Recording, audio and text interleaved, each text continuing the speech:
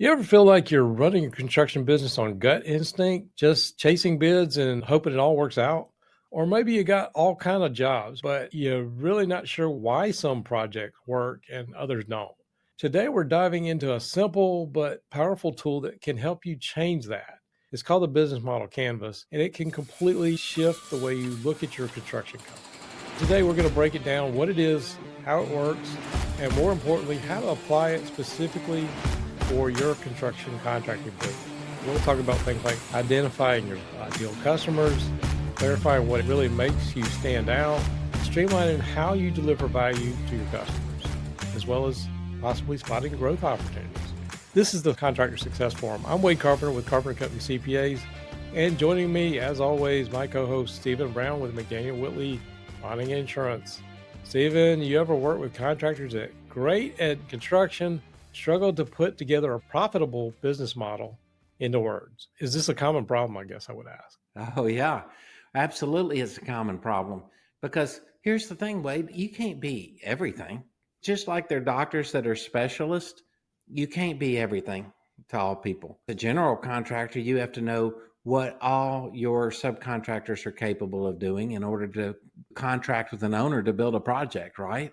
And that's what I'm so excited about this topic and getting into it with you, because the business model canvas can take a lot of this headache away from you, a lot of this stress of all the different hats you're wearing running a construction company. No matter what your trade is, there are so many hats to wear. Absolutely. And I know we talked about this before. It's called the Business Model Canvas, and it's actually based on a book called Business Model U that actually came out in 2012. And it's gone around the world quite a few times. The popularity is slowing down. But when I did the episode with Karen Greenstreet, I remember it was almost 10 years ago. I went to Philadelphia and presented this and taught her mastermind groups. We had a 4x8 sheet, and we had this one piece of big canvas, and we're building a business model for one of the persons in class, and we're doing sticky notes. And what you get at the end, I think, is we can clearly define what our business does and where we're making money.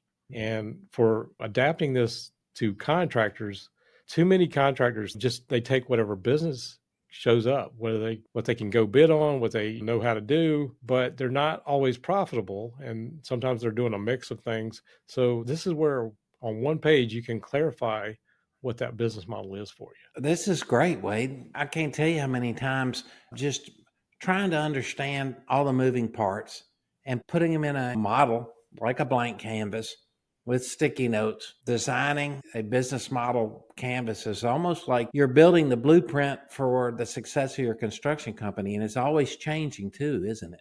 You're always tweaking it. But I guess you have to learn the fundamentals of it, right? To understand how it works. Well, yeah, that's what I want to go through is some of the fundamentals of how it's built. There's 9 different sections.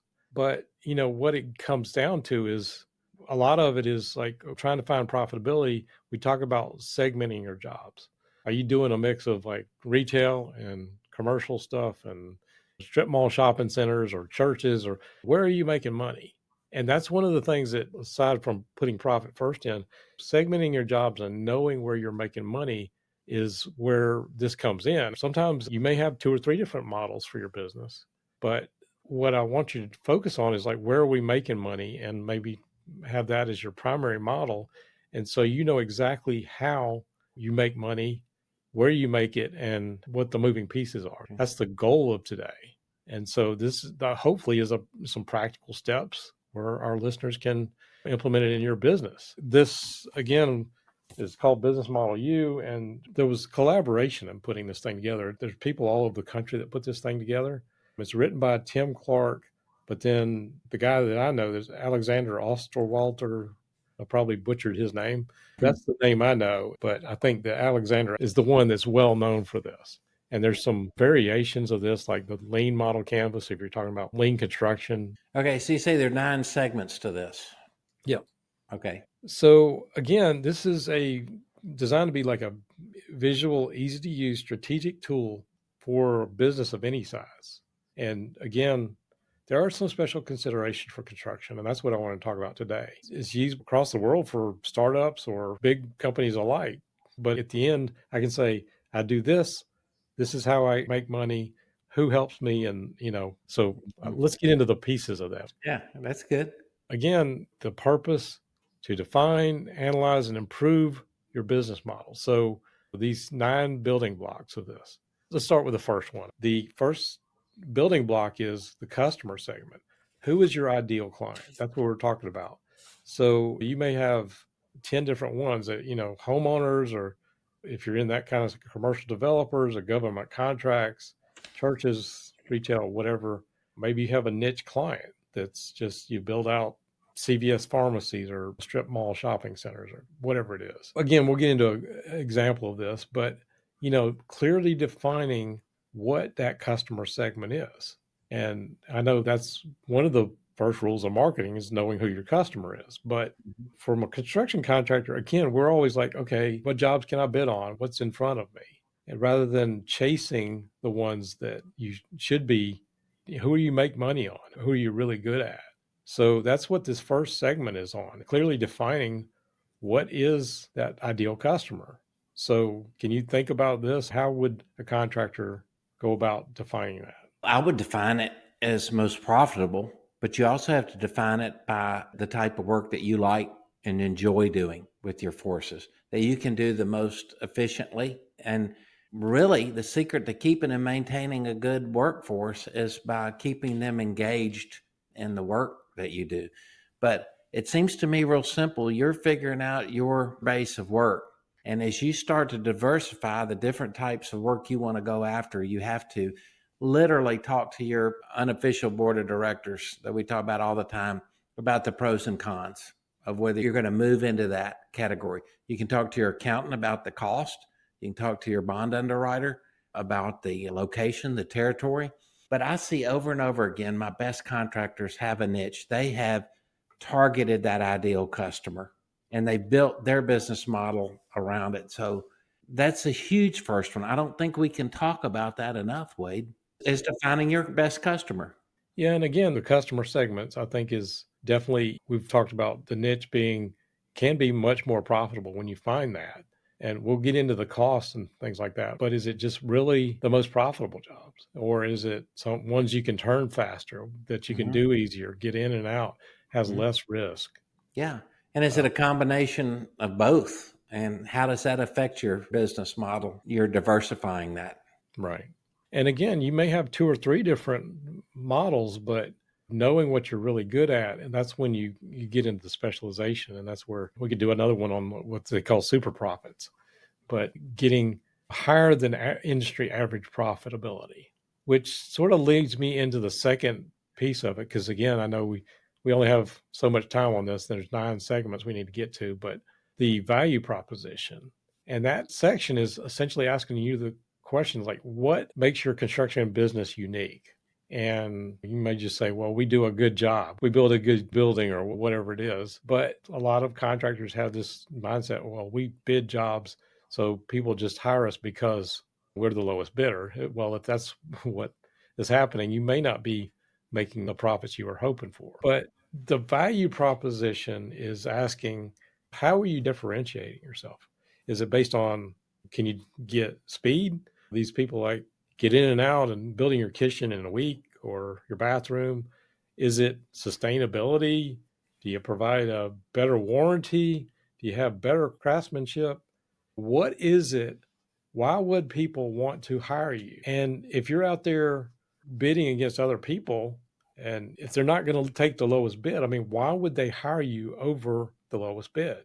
Hmm. Because you're going to give them a better job.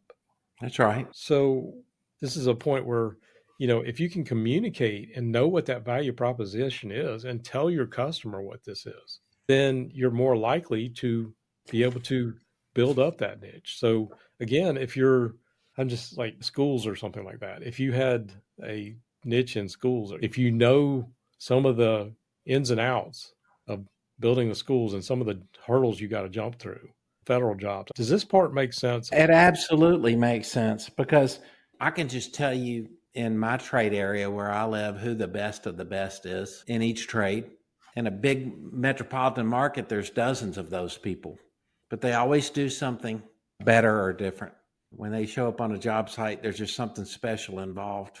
with them being there. Well, yeah, and why are they better? Are you taking the Walmart approach? Are you faster or cheaper per product, or is it something that they, I don't know, go to Nordstrom's or something? I don't know. Mhm. What are they willing to pay for? And so knowing what that is, you can take that low cost approach. And we talked about like just the last episode about the technology.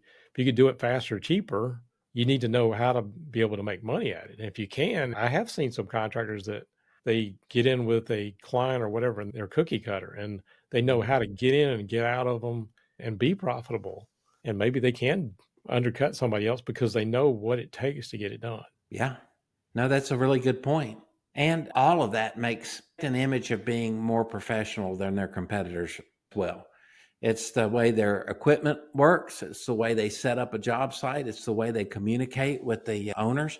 And it's the professionalism of all of their employees. No matter what the job description is, it's the professionalism of them. From the most menial labor to the most detailed analytical project superintendent, they're projecting the very best of their entire force. Absolutely. Well, let's move on to the third one. That is what they refer to as the channels. What channels do you work through? How do you reach or interact with your clients? Whether it's traditional bid or digital marketing, are you actually getting out there and on Facebook or social media? Is it getting referrals? How are you getting in there? Are you networking? Are you going to, your sub and trying to get in with certain general contractors? So how are you getting out there? What channels are you doing to get out there and interact with your clients or potential clients?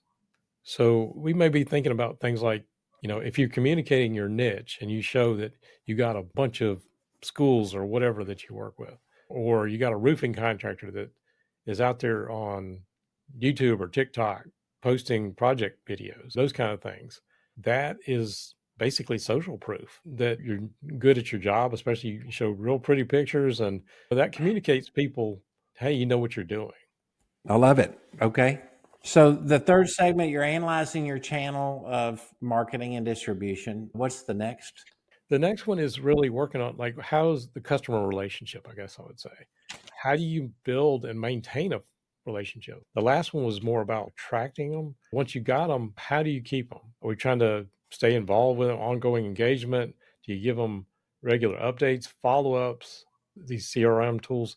I think half the battle is, especially if you're in type of construction where you're trying to get referrals or repeat business, having happy customers can go a long way. And if they'll say something good about you, you keep them happy and do follow-ups and surveys and get testimonials on our website. But this whole section right here is how are we interacting with our customers? How are we building on this relationship? And I don't think contractors are also, because I guess they're not wanting to toot their own horn with their customers or possibly get some bad feedback, but just literally showing up with that customer again as a follow up after the project's been completed about their happiness with the overall experience and interviewing them and talking to them about it. You're showing that customer that you care about their experience. And you're also able, for the ones that are happy with it, to sell that to others, aren't you? Yeah, absolutely.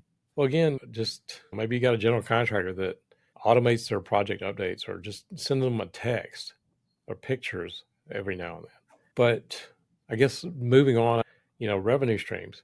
How does your business make the money?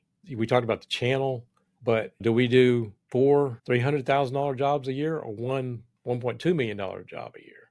Where are we making our money? What does it look like? How many are we going to do so that we make this particular outcome, this profitability that we're looking for? How do we get beyond and bump up and make sure our revenue streams are getting the desired profitability, the dollars we're looking for? All these things interact. If you're communicating the value, can you add premium services to that? Do you have add-ons or Mhm. consulting fees that you can drive Change that? orders. Well, yeah, that's the standard in the I just industry. thought I'd say that so our listeners would pay attention. You mentioned change orders when somebody's listening to our podcast driving down the road. That gets them excited. Go ahead, Wade. I'm sorry. Oh, that's okay. But you think about it too. Where are we making our money? And there's several contractors I can tell you about. I've seen some of them that they will just design the job for the customer, and not charge them. But that's a value service. So if you add a pre-construction consulting package for feasibility studies and advising them, that's worth money. And Sure. a lot of people say, well, I can't charge for bids. If it's a standard bid, maybe, maybe not. But if you're giving some value, people should value that as long as you communicate how that can save them money down the road. I'm sure there's plenty of construction projects that start off with something that's in the owner's mind, but they haven't thought through the whole process because they're not in the construction industry. So revenue streams was the fifth one. What's the sixth one? Yeah, the sixth one is the key resources. What are the critical assets that you need for success? Is it the skilled labor? Is it technology, stuff like that we were talking about? Do you need a specific type of equipment or financial resources to be able to take on the job? Do you need a larger line of credit? Could be asking, like, can you afford to take on this niche? Yeah. And what about your availability to get the materials you need? That used to be a question that we never had before COVID. Yeah, all these things, these resources, whether it's subcontractors, materials, is the equipment available to do it? The last one we talked about all this technology for robotics and stuff like that. Could we do it faster? Is the technology available to rent or buy? Can you afford to invest in it? That was the whole purpose of the last episode. I get it. What are the resources? Do we have some project management, BIM software, whatever? A lot of people put a lot of effort into their bids and they don't get the job, and they're just out that time and effort and expense to do that. Well, if we knew what it was costing or what the average, say, federal bid was, then we have some information. What can we actually do to win more commercial projects, let's just say? Almost all projects, there's a mandatory pre-bid meeting. So you know who your competitors are that have attended the pre-bids. You know who your competitors are. Just this morning, a customer of mine commented to me that wished he hadn't known there were 13 bidders on the job. He wouldn't have wasted his time going after it. His bid was in between the low bidder and the middle bidder of 13. So that's a really good point. So the key resources you have and what you bring to the bid, what would be the seventh one? The seventh one is the key activities. Essentially, what are the essential processes in your business? It could be the bidding, the management of the projects, making sure that things are in compliance or safety or whatever. Is it the marketing? Do you need to have a marketing funnel or marketing process that you've never done? And I talk to contractors about that all the time. It's like we have no good way of following up. I was just talking to a contractor yesterday that, okay, well, we put all these bids in and we just making sure we follow up and that kind of stuff. And we don't have a system for that.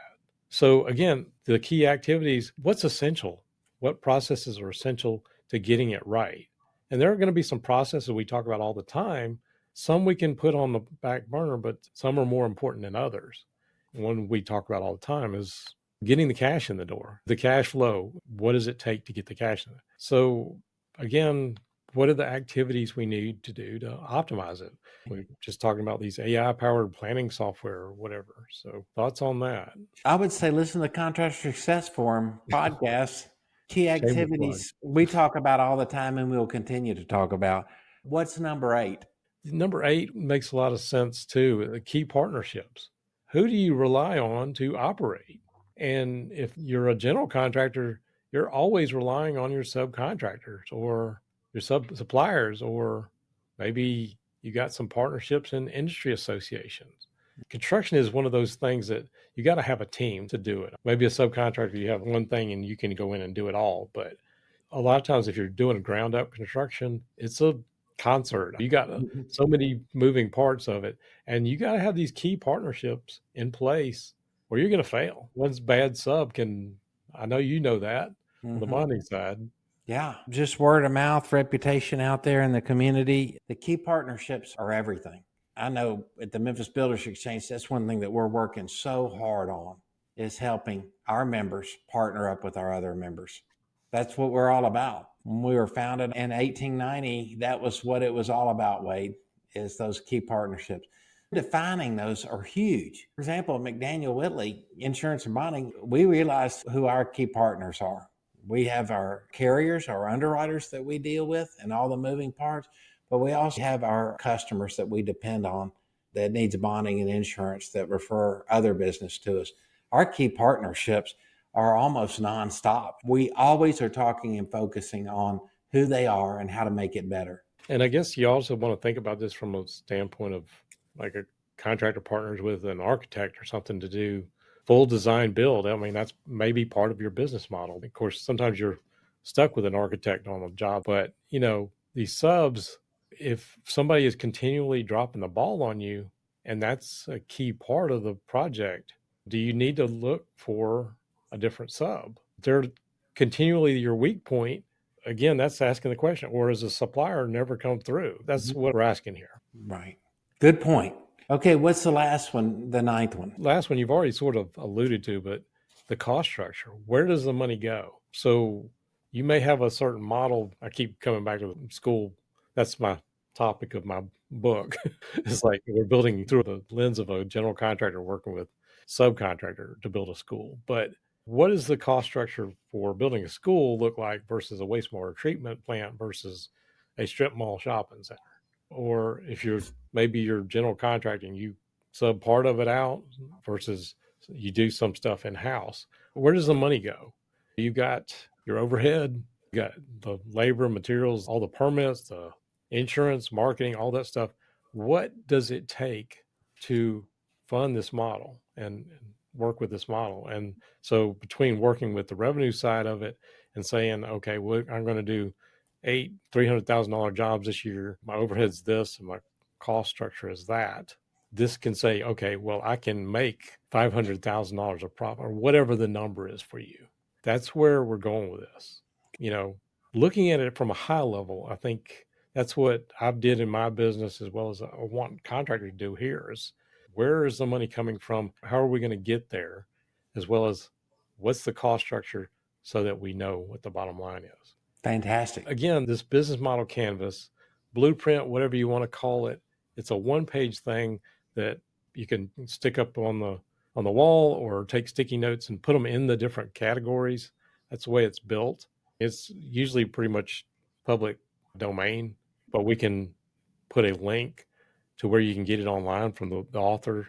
But it's a simple exercise that where our listeners can basically write down these key elements and really think through, where are we going to make profit this coming year? Wade, it's fantastic. Fantastic topic. Thank you for bringing this up today. As always, it triggered 100 different questions and ideas that I had just listening to it. And you say this podcast is running long. We try to keep them around 30 minutes. We're not going to communicate something in 5 minutes just to get your attention. We're not social media. If you're interested in diving in and talking about things that may take you to another area, you got to stay focused. You got to keep the fundamentals in place. You got to get your canvas down and then set it up as if it's a blueprint. That's so fundamental. And Wade, I just love this topic. I feel like it's probably one of the best podcasts we've ever done from a topic standpoint. Well, again, there's a lot of power in this, and there's several different iterations of this. Maybe we'll take a little deeper dive on some of the other ones because we always do. Yeah, that's great, Wade. Thank you. But for our listeners, if this episode gave you a few aha moments, if you would do us a favor, like, share, subscribe, do all that stuff so you never miss an episode. And if you know another contractor who could use this kind of strategic insight, send them our way. We'd appreciate it. It could be exactly what they need. Thank you for listening to the Contractor Success Forum. We'll look forward to seeing you next week.